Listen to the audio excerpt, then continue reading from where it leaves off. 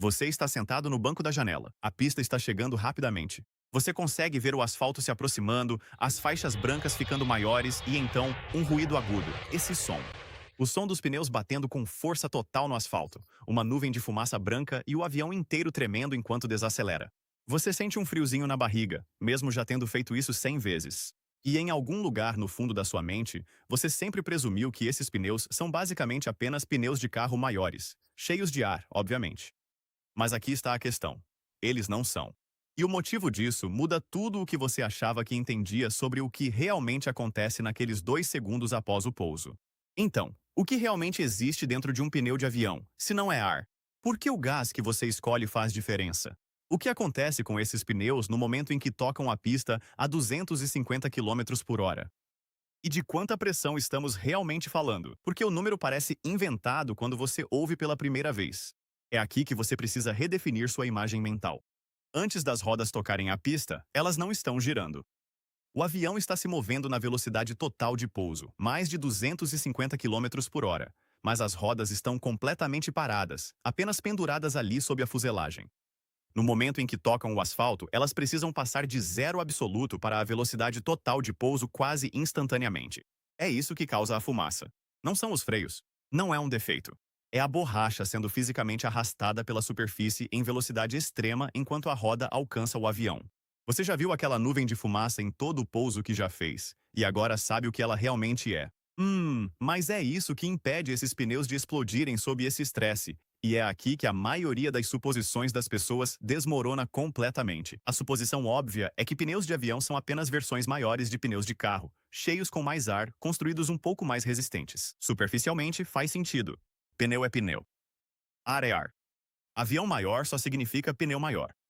Ninguém realmente te ensina o contrário, e as rodas são, de fato, a parte menos glamurosa de qualquer aeronave. Você não gasta nem um segundo pensando neles quando embarca. Mas tudo em um pneu de avião, o material, a estrutura e, especialmente, o gás dentro dele é fundamentalmente diferente de qualquer coisa que role em uma estrada. Pneus de avião não são preenchidos com ar. Eles são preenchidos com nitrogênio seco. Não é ar de compressor, não é o mesmo que você respira, é gás nitrogênio puro e seco. E o motivo disso não é luxo técnico ou complicação exagerada da indústria aeroespacial. Trata-se do que o ar comum realmente faria dentro de um sistema que esquenta tanto, tão rápido. O ar que respiramos já é composto por cerca de 78% de nitrogênio, o que parece bom, mas os 21% restantes são oxigênio. E o oxigênio reage com as coisas. Ele promove a corrosão dentro do conjunto metálico da roda. Ele interage com o calor de maneiras que tornam as mudanças de pressão mais difíceis de prever. E ainda tem a umidade. O ar comprimido comum carrega vapor d'água, que se expande e se contrai agressivamente com as variações de temperatura. Coloque isso dentro de um pneu que vai de uma altitude congelante para um asfalto escaldante em minutos, e você terá um sistema de pressão que se comporta de forma imprevisível justamente quando você precisa que ele funcione perfeitamente. O nitrogênio é inerte e seco. Ele não reage. Ele não corrói. E quando ele aquece, se expande de uma forma que os engenheiros realmente conseguem calcular e planejar. Essa previsibilidade não é um bônus legal. É o objetivo principal. Agora, aqui está o número que parece impossível. Um pneu de carro comum opera em torno de 30 a 35 psi. Essa é mais ou menos a pressão nos seus pneus agora. Um pneu de avião opera em torno de 200 psi. Isso não é um pouco mais alto. É 6 vezes mais alto, comparável à pressão dentro de máquinas industriais pesadas. Essa pressão é o que mantém o formato do pneu travado e rígido sob o tipo de impacto que destruiria um pneu de estrada em milissegundos. E aqui está um detalhe que as equipes de solo conhecem muito bem. Um pneu de avião inflado a 200 psi que falha durante a manutenção não simplesmente murcha. Ele libera uma energia comparável à de uma pequena explosão. Nossos técnicos de solo são treinados para se aproximar desses pneus por ângulos específicos, justamente por causa do que pode acontecer se algo der errado durante o enchimento. Mas a pressão é apenas parte da história. O próprio pneu é construído como uma armadura, não apenas borracha grossa. Múltiplas camadas internas de materiais sintéticos de alta resistência, incluindo nylon industrial e fibras de aramida, que pertencem à mesma família de materiais usados em coletes à prova de balas de Kevlar. Essas camadas formam um esqueleto interno rígido. A banda de rodagem na parte superior não é projetada para aderência na estrada como um pneu de carro. Ela é projetada para uma coisa específica: sobreviver à abrasão em alta velocidade durante os 2 segundos em que gira de zero até a velocidade máxima. Um pneu de avião está, de fato, mais próximo de um recipiente estrutural pressurizado com exterior de borracha do que de qualquer coisa que você colocaria em um veículo na estrada. Mas pneus de carros de corrida também são de alta performance. Pneus de Fórmula 1 suportam velocidades extremas. Por que você não pode simplesmente usar algo assim? Aqui está a surpresa. Um pneu de Fórmula 1 falharia imediatamente em um pouso comercial, não porque seja fraco. Ele é extraordinariamente engenheirado, mas porque está resolvendo um problema completamente diferente. Um pneu de Fórmula 1 funciona com uma pressão entre 20 e 30 psi, preenchido com ar comum projetado para proporcionar aderência constante em uma superfície lisa de circuito ao longo de várias voltas. Ele é otimizado para um desempenho consistente ao longo do tempo. Um pneu de avião precisa suportar a aceleração de 0 a 250 km/h em menos de 2 segundos, sob o peso de 300 ou 400 toneladas da aeronave, e depois ser reutilizado dezenas de vezes antes de ser inspecionado. Problema diferente. Solução totalmente diferente. A única coisa que eles têm em comum é serem redondos. Agora é aqui que a coisa fica maluca. Porque o motivo de usarmos nitrogênio, na verdade, remonta a um momento da história da aviação que parece quase inacreditável.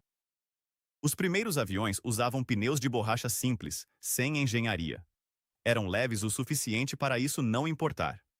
Mas, com aviões mais pesados na era dos jatos, pneus comuns falhavam regularmente nas aterrissagens. Os engenheiros estavam testando diferentes compostos de borracha, diferentes faixas de pressão, diferentes métodos de construção, mas a verdadeira crise veio durante a Segunda Guerra Mundial, nos porta-aviões. As condições de um pouso em porta-aviões são extremas. O avião chega rápido, pousa em uma pista curta, é agarrado por um cabo de retenção e o trem de pouso absorve um impacto violento e comprimido. Os pneus de algumas aeronaves militares daquela época precisavam ser trocados após cada pouso. Não era um desgaste gradual, eles eram destruídos. Um pouso, um pneu.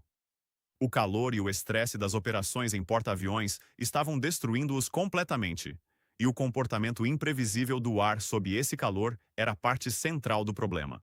Esse fracasso, pneus se destruindo a cada voo, forçou os engenheiros a buscar o nitrogênio como gás estabilizador e a construção em múltiplas camadas como resposta estrutural.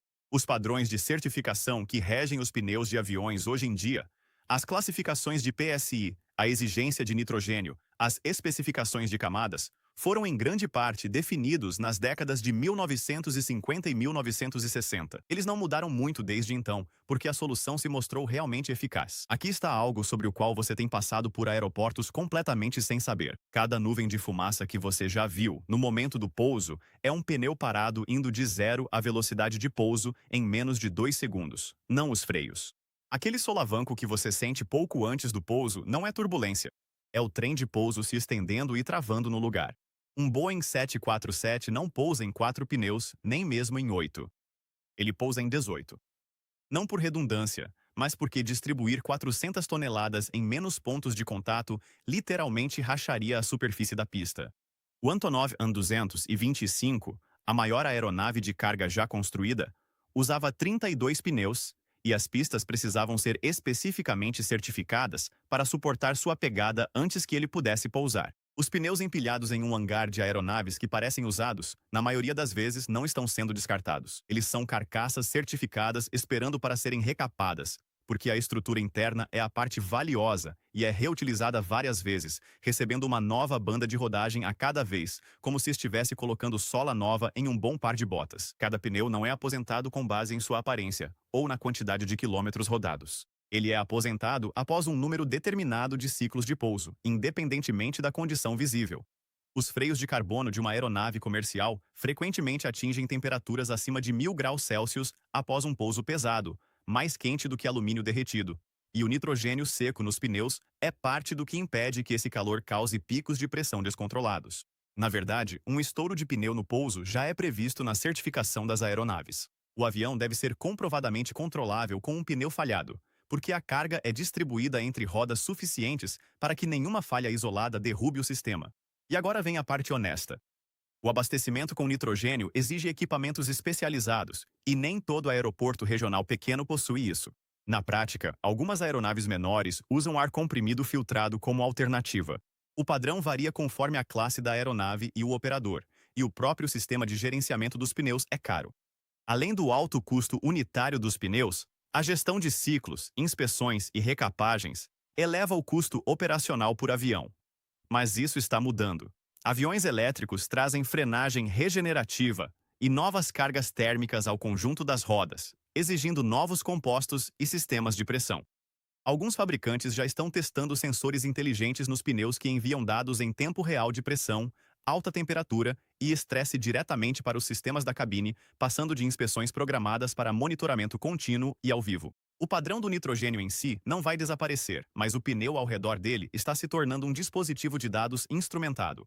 O gás dentro do pneu não mudou em 70 anos. O pneu que o contém está se transformando em um computador. Se acha as rodas negligenciadas, veja o porão de carga, onde o clima é controlado ativamente agora para proteger cargas vivas que os passageiros nem imaginam sob seus pés.